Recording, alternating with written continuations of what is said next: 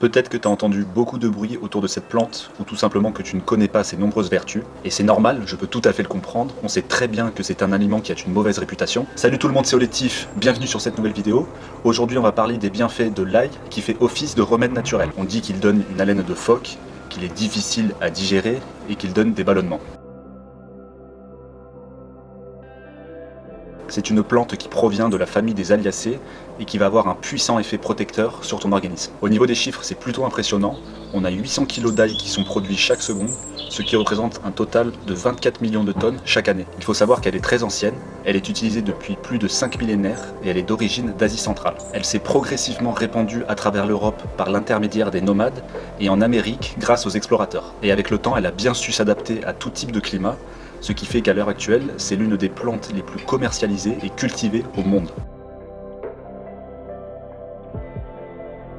La substance que l'on retrouve à l'intérieur de l'ail se nomme l'allicine. Elle va avoir une grande vertu antibiotique. C'est aussi un puissant antibactérien qui va être efficace non seulement contre les virus, mais aussi les champignons et les parasites. Comme tu peux le voir, l'ail est un médicament naturel qui contient de nombreux bienfaits, et il va aussi être efficace contre les maladies cardiovasculaires.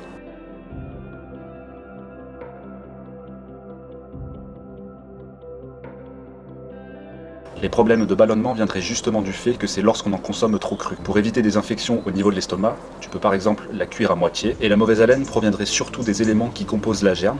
Si tu trouves ça trop désagréable, tu peux en enlever une partie, mais tu risques aussi de perdre une partie des bénéfices. Et oui, il faut savoir ce qu'on veut. L'ail noir est également une excellente source d'antioxydants. Dans l'idéal, il faut en consommer 2 gousses par jour. Si jamais tu n'es pas très adepte du goût prononcé de cette plante, il faut savoir que le gingembre se marie parfaitement avec l'ail. Il est important de le manger cru pour en garder de nombreux bénéfices, mais tu peux aussi le passer dans le presse-ail pour garder le jus. L'avantage de cette plante, c'est qu'elle est ultra polyvalente. Tu vas pouvoir la hacher et l'utiliser dans de nombreux plats salés. Je t'invite à faire l'exercice suivant, c'est donc de tester différents plats culinaires avec cette fusion avec le gingembre. Pour rafraîchir ton haleine, tu peux aussi rajouter des feuilles de persil ou de la menthe fraîche. Il y a une étude qui a été menée il y a de ça plusieurs années en Chine, dans lequel ils avaient observé qu'une partie de la population qui consommait de l'ail avait tendance à vieillir beaucoup plus longtemps, et il y avait donc un taux de centenaire beaucoup plus élevé que la normale. Si ce contenu t'a plu et qu'il t'a été utile, je t'invite à le liker et à t'abonner à la chaîne. On se retrouve prochainement dans une autre vidéo, et surtout, garde la pêche!